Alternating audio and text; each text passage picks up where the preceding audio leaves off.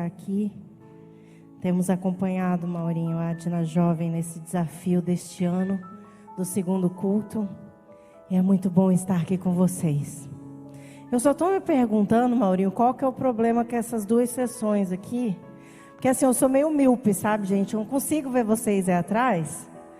E tem muito espaço aqui. É sempre assim? Ele sempre deixa essa...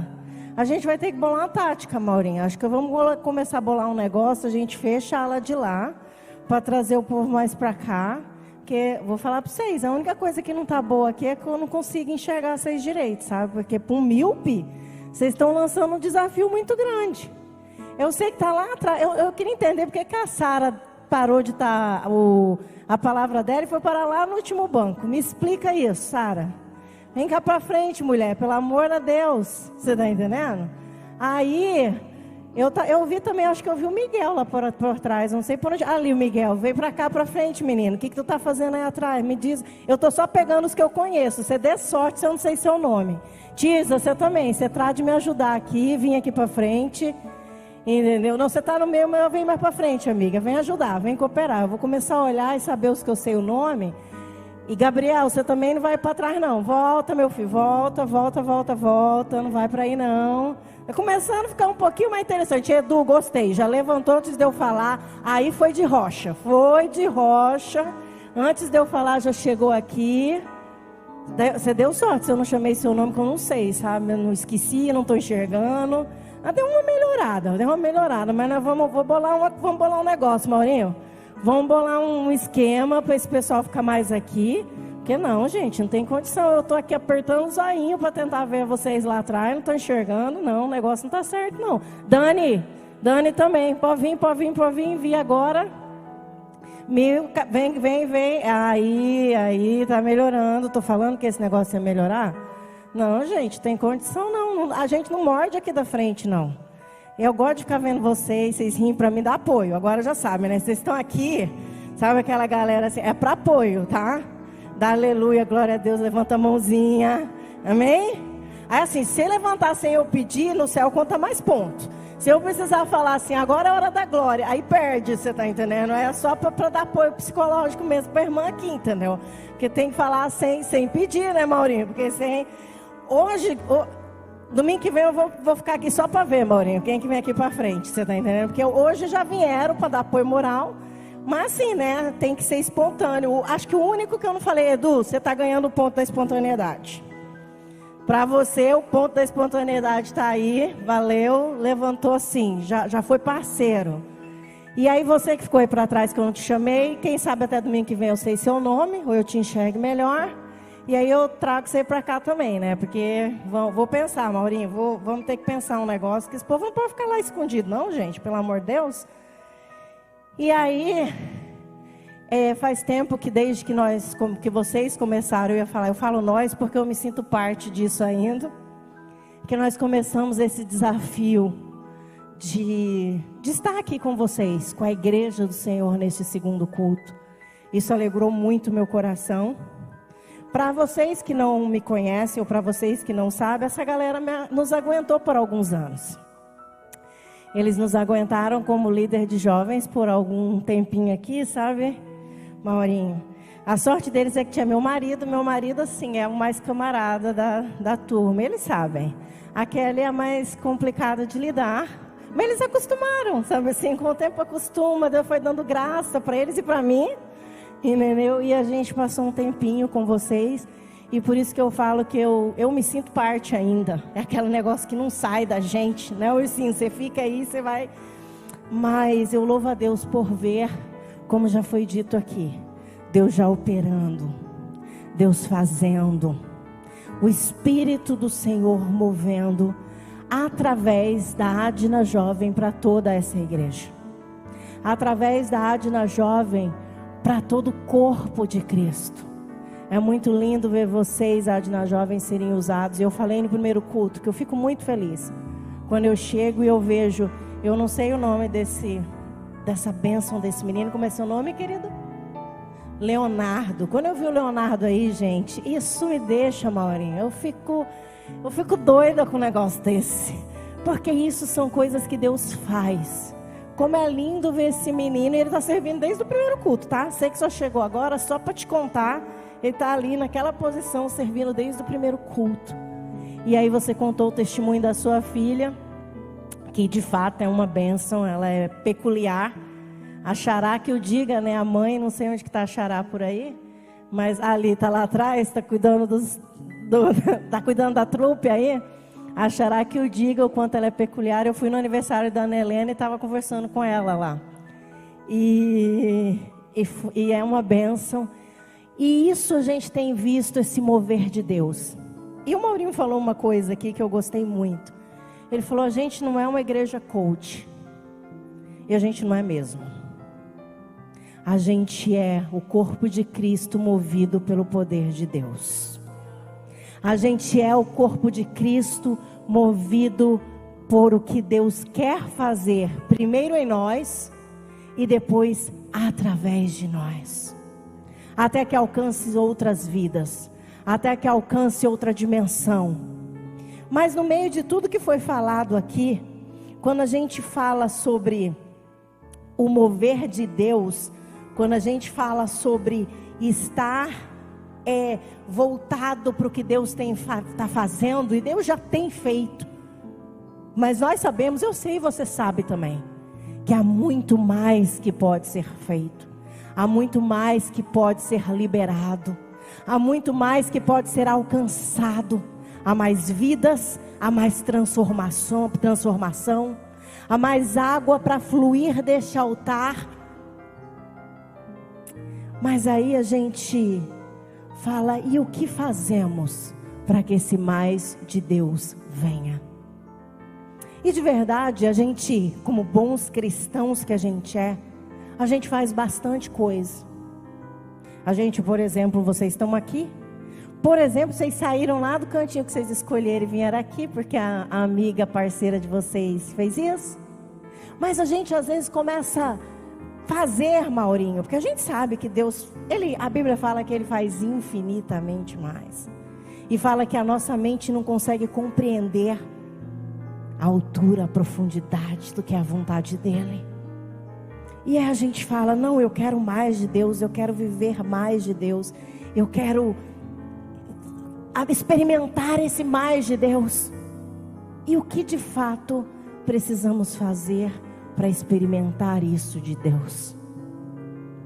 E aí Deus me leva a Lucas. Eu quero que você abra sua Bíblia comigo. Vou ler só um versículo. Lucas 6, versículo 46. Eu estou com a versão Nova Almeida atualizada, pessoal do multimídia. Já puseram ali. E aí esse versículo fala: por que vocês me chamam Senhor, Senhor, e não fazem o que eu mando? Eu não sei para vocês, mas volta e meia esse texto.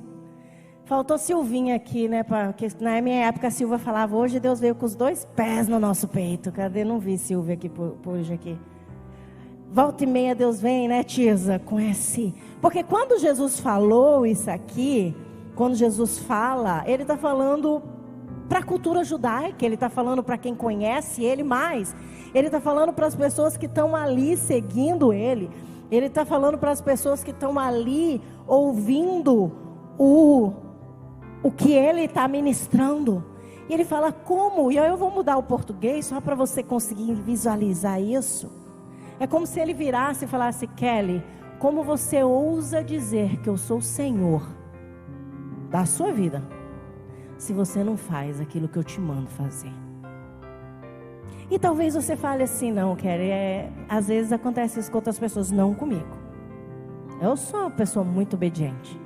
Se você é meu irmão, parabéns. A Kelly aqui não é uma menina obediente.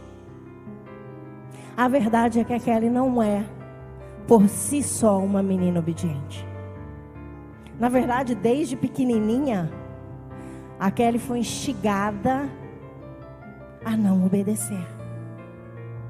E aí, quando era criança, era só uma criança que falava demais, ou que andava demais, ou que brigava muito com o amiguinho. Mas a gente vai crescendo e vai crescendo os nossos conceitos e vai crescendo a nossa vontade, o nosso eu. E aí quando eu caio nesse texto, como que vocês me chamam Senhor, Senhor e não fazem o que eu mando? Me vem 2 exemplos bíblicos, que a gente também conhece. O primeiro, eu não vou ler todo o texto, depois você procura na sua casa, se você estiver anotando, anote. Está em 1 Samuel 15. Eu vou te contar a história, que eu teria que ler o texto inteiro, então para simplificar eu vou te contar a história. Nesse momento, Saul é rei de Israel. Eles vão enfrentar um inimigo. E aí, Maurinho, Deus fala assim, vai lá, pode ir, estou com vocês. Destrói tudo. Não deixa absolutamente nada. Dinamita tudo. Se fosse nos dias de hoje, joga uma dinamite, bomba tudo. Não deixa pedra sobre pedra. Essa é a instrução que eles recebem. E aí eles vão. Eles dominam sobre o povo. Só que chega lá, Maurinho, eles veem que tinha umas coisas boas naquela terra. Tinha uns animais bonitos, robustos, sabe assim? E aí eles fazem, não, Deus, não vamos destruir isso aqui é bom demais. Inclusive isso aqui é para ofertar. Nós vamos levar na tua casa. Nós vamos ofertar a ti. Você conhece essa história, não conhece? E o que eles fazem? Pegam os despojos, que não era para ser pego. E aí chega Samuel, o profeta de Deus, e ele olha e falou assim, o que vocês fizeram? Que loucura que foi essa? Deus mandou destruir tudo. E aí Saul vira e fala, não, você não está entendendo, é porque você não viu os animais. Se você tivesse lá e visto os animais, você ia entender, é precioso. Deus vai levantar do trono e bradar quando vê a oferta que nós vamos trazer. Porque o povo já decidiu que o melhor do que a gente pegou vai ser dado a ele. E aí, essa frase você já ouviu, e eu cresci ouvindo minha mãe falar, sabe, Maurinho? Minha mãe direto virava e falava, Kelly, é o seguinte, obedecer é melhor que sacrificar. E na verdade, por que eu citei essa história? Porque essa história me chama a atenção, Maurinho, porque a Kelly, muitas vezes ela desobedeceu porque ela queria desobedecer, mas outras vezes a desobediência está ligada a eu achar que eu sei mais do que Deus. A eu achar que eu domino uma situação melhor do que Deus. Porque eu não sei, Luiz, mas eu tenho a impressão, e aqui a Adna jovem que me conhece há mais tempo, sabe? Que eu leio a Bíblia e imagino as coisas. Irmãos, vocês me desculpem estar falando muito da Adna jovem, mas é que eu não consigo estar com eles e não mencioná-los. Mas é para todos nós. Né, Kelly? É porque a ligação é forte, né? Aí eu fico vendo os rostinhos e eu menciono. Mas sabe o que acontece, pastor? Eu fico imaginando Saul. Ele chega, ele vence, ele mata geral, mas aí ele se depara com um tesouro. Quando a gente está falando de animais robustos, fortes, bons, a gente está falando de tesouro. E aí na cabeça de Saul e do povo que estava com ele, falou, não, Deus não está aqui para ver isso. Porque se Deus tivesse visto, Deus não ia mandar destruir. Porque isso é bom demais para a gente destruir. E inclusive isso vai servir de oferta no holocausto. A gente vai levar e vai adorar Ele. E a gente vai erguer as mãos para os céus e adorá-lo. E a gente vai derramar gordura, vai derramar... Lê depois, é isso que o texto fala. E eles pegam e fazem o oposto do que Deus mandou, porque eles entendem que sabem mais que Deus. E aí eu não sei você, talvez você seja um crente melhor que eu, mas por muitas vezes na minha vida, o Espírito Santo tem que me chamar naquele particular, Maurinho, e falar, por que você acha que você pode definir, fazer diferente daquilo que Deus falou, ainda que aos seus olhos, o que Deus está mandando fazer pareça um desperdício. E essa história é muito triste, esse capítulo da história de Israel, Maurinho, é muito triste. Porque nesse momento, o profeta vira para Saul, o rei Saul, e o profeta fala assim, Deus te fez rei quando você não era ninguém. Você não era conhecido, você não era expoente, Você não era um bravo guerreiro. Em outras palavras, o que o profeta fala para ele é isso: você não era ninguém na casa de Israel e Deus foi lá e te fez rei. Mas porque você não obedeceu, agora Deus destitui o teu reinado.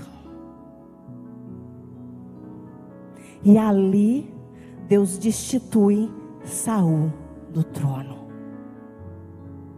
Ali Saul perde a promessa. Ali Saul perde o trono. Ali Saul se afasta do projeto que Deus tinha feito para ele. Porque quando ele foi ungido, ele foi escolhido por Deus. Foi mediante petição popular? Foi, mas foi Deus que o pegou. Mas ele não conseguiu confiar que Deus sabia o que era melhor. Ainda quando aos meus olhos, Deus não está vendo o quadro por inteiro. Quando Deus nos tirou dessa terra, quando Deus nos tirou dessa igreja, e aqui a Tirza é uma companheira desse momento, era tudo que não fazia sentido. Às vezes as pessoas falam, não querem, mas não, você está morando na Flórida. Não, meu querido, não é assim. Nós saímos no auge da nossa juventude, Maurinho, do nosso emprego.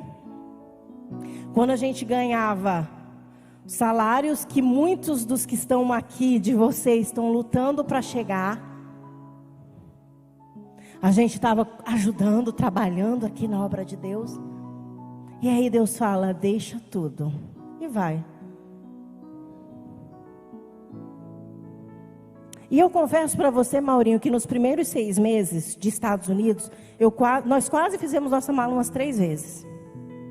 Que eu falei, não, Deus, não está certo. Lá eu produzia mais. Lá eu era melhor para o reino. Lá, se a gente estivesse lá, a gente podia estar ajudando nisso. E a Tirza, sabe que a Tirza é companheira de oração. Às vezes a Tirza ligava e falava, hora que está acontecendo tal coisa. Hora que nós estamos passando essa dificuldade. E aí, Kelly Tavares, né? A Kelly também. A gente falava, se a gente estivesse lá, não que a gente fosse resolver, não é que a gente, eu, Kelly, Humberto ia resolver, mas a gente ia somar nessa batalha. E eu estou aqui, Senhor, e nesse momento parece que não está fazendo sentido. O que eu estou fazendo aqui? Porque muitas vezes a gente acha que a gente sabe mais do que Deus. Que quando Deus manda abrir mão, você fala, isso é bom demais para abrir mão, Senhor. Isso aqui, eu estou usando para a sua obra. Isso aqui é para te dar oferta. Isso aqui é para trazer no seu holocausto. Como assim queimar? Como assim reduzir a nada? E foi exatamente isso que Saul fez. E por causa disso, hoje, a gente sabe o final da história dele. Um rei que começa escolhido por Deus, como o profeta fala, que não era conhecido e Deus o eleva e Deus o honra. E depois ele morre na sua própria espada, sem a bênção de Deus, sem a mão protetora de Deus. Porque num dia, na verdade, no fundo, ele achou que ele sabia mais do que Deus. Que ele tinha visto a situação, Deus não tinha enxergado como aquilo era bom para abrir mão. E aí tem outro personagem que me chama muito a atenção, porque é o oposto. É outra história que você também conhece. Aí, Maurinho, a gente vai lá para a Bíblia, ainda no Antigo Testamento, e a gente vai para o livro de Oséias. E aí em Oséias 1, 2, em Oséias 1, Oséias é um profeta. Oséias é um profeta que ele é contemporâneo de Isaías. Ele profetizava de um lado, Isaías do outro. A gente está falando de uns caras que era boca de Deus. A gente está falando de um homem que era íntegro, que era a manifestação da presença de Deus. A gente está falando de uma época onde Deus não atuava como atua na liberdade que a gente tem hoje. A gente está falando de uma época onde as pessoas eram escolhidas para viverem experiências. E aí esse homem é isso.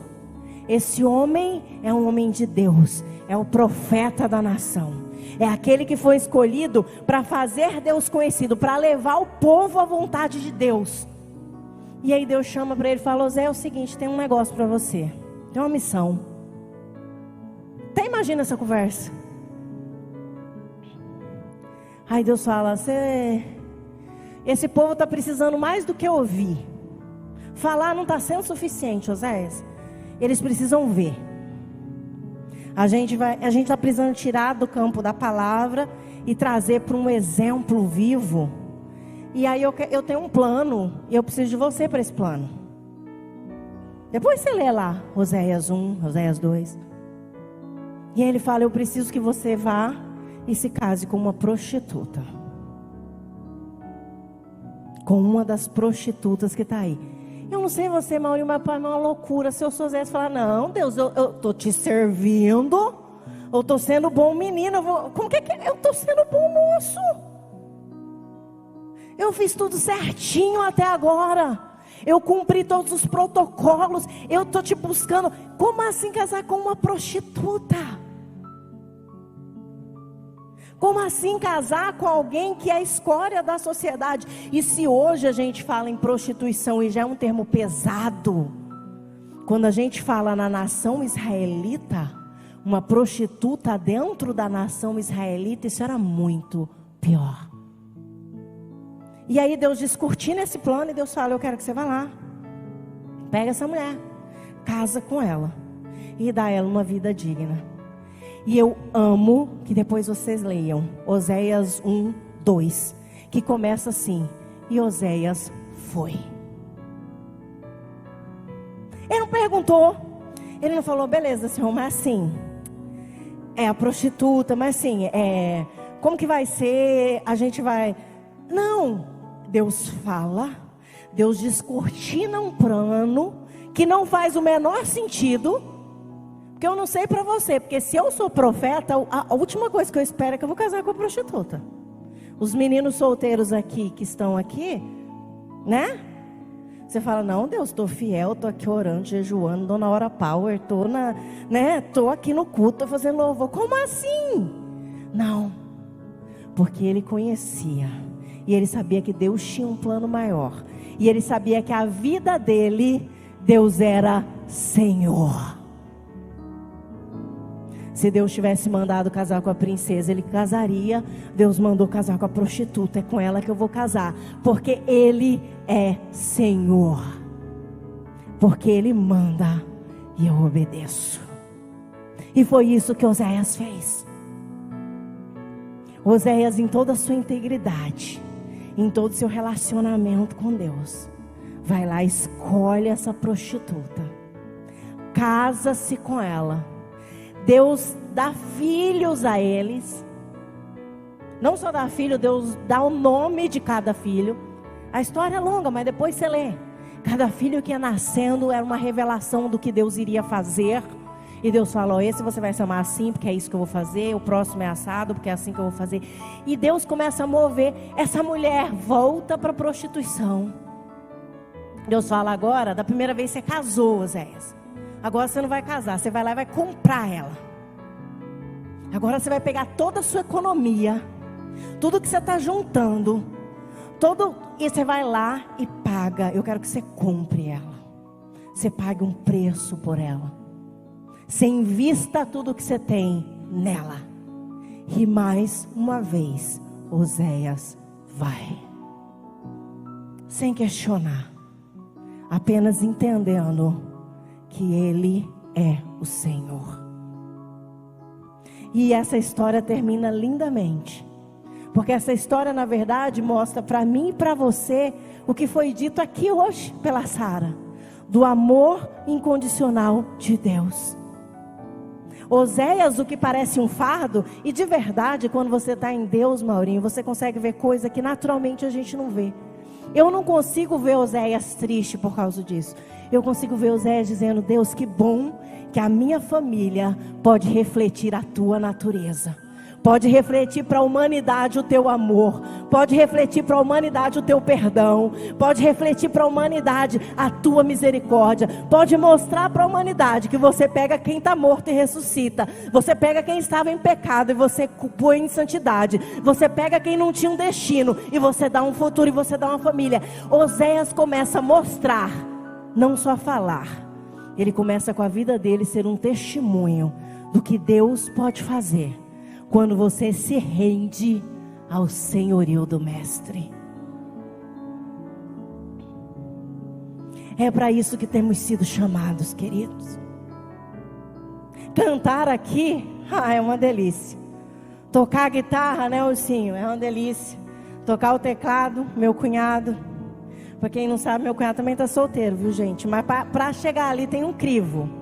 Gente, já falou, já conversei, já expliquei. Vocês imaginam, eu fiscalizando o negócio. O negócio do menino tá difícil, coitado do menino. Quando começa, a gente fala, não, para. Vocês já sabem, né? Querem fiscalizando o negócio, coitado do menino.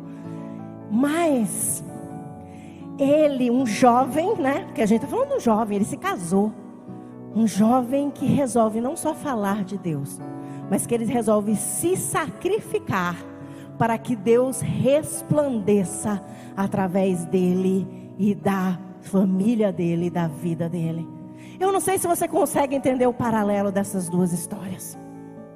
A gente tem um rei cheio de poder e autoridade, mas que resolve que ele decide o que é melhor, ao invés de ouvir a Deus.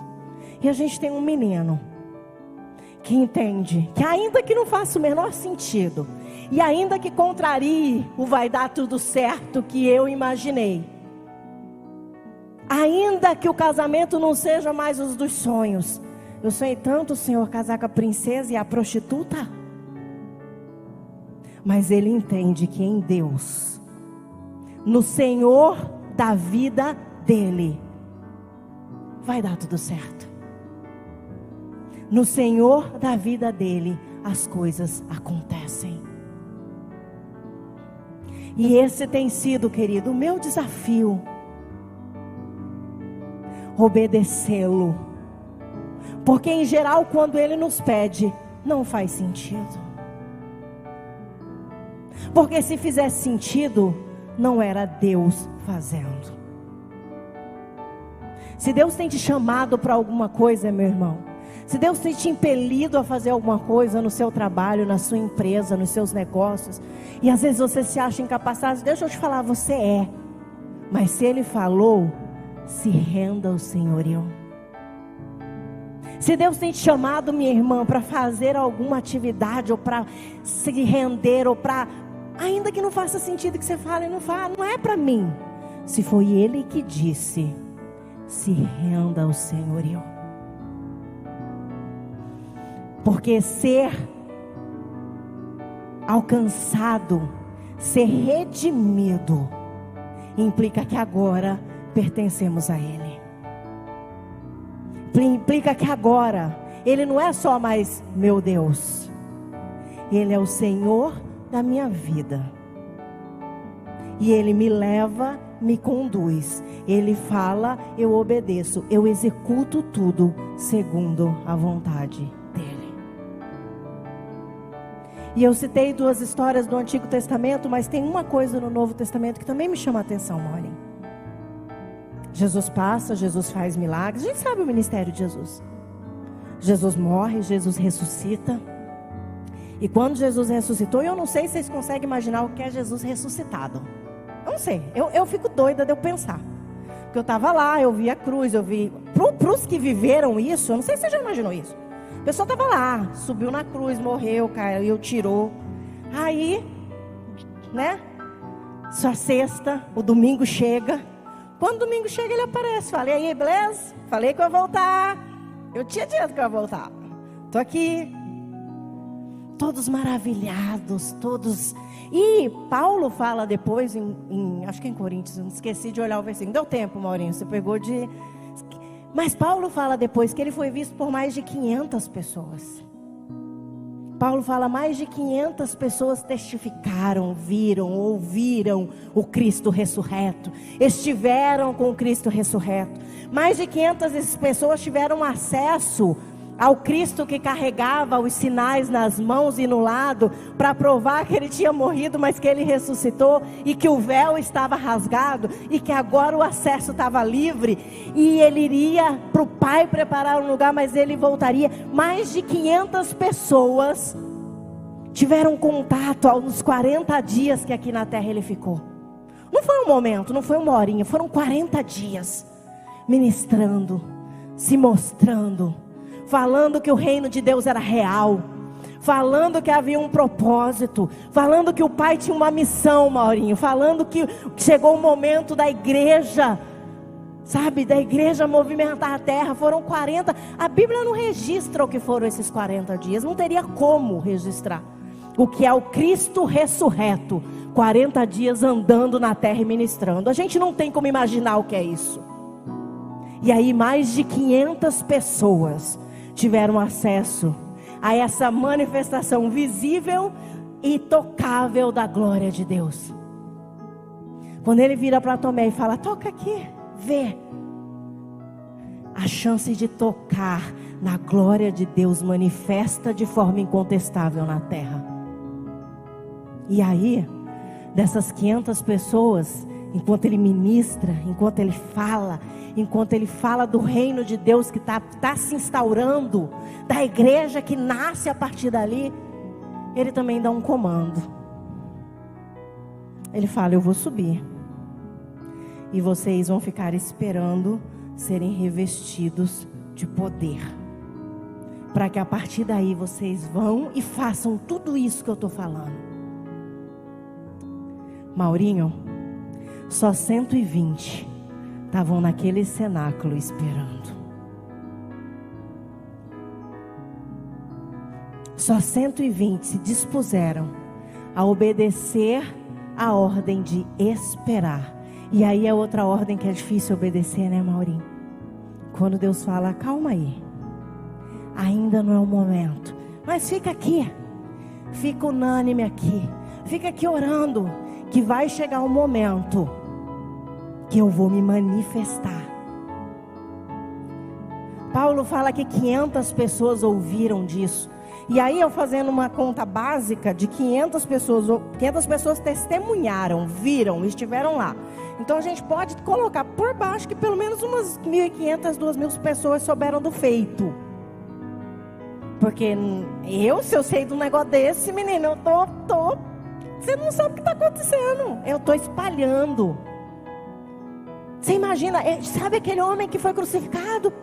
O que falava que era Jesus era mesmo? Ele voltou? Está aí. Muita gente teve acesso a essa informação, mas só 120 se dispuseram a se fechar num quarto e tá ali orando. E deixa eu te falar, eles não sabiam nem o que eles estavam esperando, Maurinho. Eles não sabiam, nunca tinha vivido. Porque hoje eu e você aqui, a gente já sabe muita coisa que a gente viveu, ou os nossos pais viveram. Para eles estavam esperando. Eu fico imaginando isso também. Nós estamos aqui fechados esperando o que acontecer, quando, como que vai ser. Não tinha uma diquinha. Era só assim: fiquem lá, orando juntos, esperem poder. Que tipo de poder? Nós vamos virar samurai? Nós vamos sair degolando romano? Nós vamos fazer o quê? O que vai ser feito? Mas no meio de uma multidão que ouviu falar, 120 se dispôs a ficar, a obedecer, a orar. E a palavra do Senhor fala que de repente, porque eu gosto muito disso também, Wilsinho, porque às vezes demora, mas o de repente de Deus chega. De repente, sem que se esperassem, eles ouvem um vento impetuoso, línguas como de fogo, eles são cheios. E aí a gente sabe a história da igreja. A gente falou de mártires aqui, que foram apedrejados. A gente já falou de Estevão, a gente já falou de Pedro, a gente já falou de Paulo. Mas todos esses mártires só aconteceram porque 120 se dispuseram a obedecer. 120 dispuseram a ficar esperando o que eles nem sabiam o que eram. 120 falaram: se ele falou para ficar aqui, é aqui que eu vou ficar. Se ele mandou meu pé estar plantado aqui, é aqui que eu vou esperar. O de repente uma hora chega, o de repente uma hora acontece, o poder de Deus uma hora se manifesta, a glória de Deus uma hora é revelada. E eu não sei em quais dessas categorias você se encontra, mas hoje Deus nos chama, e nesse momento em que vivemos os últimos dias, E o primeiro culto foi um culto lindo, para quem não estava aqui, onde Deus nos falou muito sobre estarmos firmes nele, porque Ele está voltando. De estarmos firmes nele, porque Ele está às portas. De estarmos constantes naquilo que Ele tem nos mandado fazer, porque Ele está voltando. E em breve ouviremos Ele dizer: entra no gozo eterno, vem filho fiel, vem filho amado, entra para cear com o seu Senhor, entra no descanso do seu Senhor, onde todas as dores, todos os medos, tudo que nos circundam vão ser cessados, e a gente só vai ver o trono de Deus, e a gente só vai falar: santo, santo, poderoso, exaltado. Mas para a gente ouvir esse bem-vindo, a gente precisa de fato obedecer. Não basta estar aqui nesse momento, não basta você estar aí na sua casa online de repente me ouvindo, ou até de boa vontade no seu serviço, que você falou: estou no turno noturno, mas eu vou assistir o culto. Ou talvez você até esteja doente, e inclusive se você está doente, que o espírito de cura te alcance aonde quer que você esteja. Mas não é só isso. Nós não estamos aqui para ver os nossos amigos, embora seja bom isso. Nós não estamos aqui para ouvir o Luiz cantar, que eu não ouvi há pelo menos uns 8 anos, eu acho. E é uma delícia ouvir isso. Não. Nós estamos aqui para dizer: Senhor, eu sou teu servo. Faz em mim segundo o teu querer. Deus tem planos para a minha vida. Deus tem planos para a tua vida. Deus tem planos para a tua família. Deus tem planos para esta igreja. Deus tem plano, Adna Jovem, para vocês. Mas a decisão de obedecê-lo, e ponto. É obedecê-lo, ponto. Não tem porquês, não tem como, não tem quando. É se Ele falou, eu dizer: Senhor, eis-me aqui, cumpra em mim segundo o teu querer. E aí, como Oséias, eu, você, apesar dos nossos erros, apesar de sermos quem somos, porque eu falo, Maurinho, que o mais lindo de Deus, para mim, Kelly, é Deus me aceitar, Deus me usar, Deus me mudar, Deus me moldar, apesar de mim mesmo. E aí você vai poder não só falar dele, não só falar que ele é Deus, mas você vai poder viver uma vida que as pessoas olhem e falem: Deus é real, pela vida desse servo, dessa serva, dessa família que escolheu se render ao senhorio e obedecê-lo de todo o coração. Que Deus nos ajude nesse chamado e que Deus nos capacite a servi-lo de verdade, com tudo o que somos, e obedecê-lo, fazendo dele Senhor das nossas vidas.